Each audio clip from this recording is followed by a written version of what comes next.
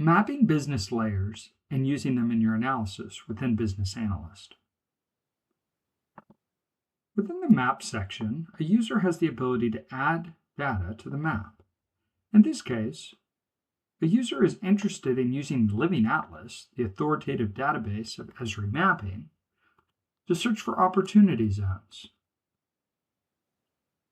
Here, we can see a number of different opportunity zone maps that are available, and I want to search specifically for the opportunity zone map that is nationwide. You'll see qualified opportunity zones added to the map. If I was interested in seeing that information on the map, I can perform analysis to determine which areas might be interesting for me to evaluate from an investment standpoint. If I click on one of the locations, I can get the attribute data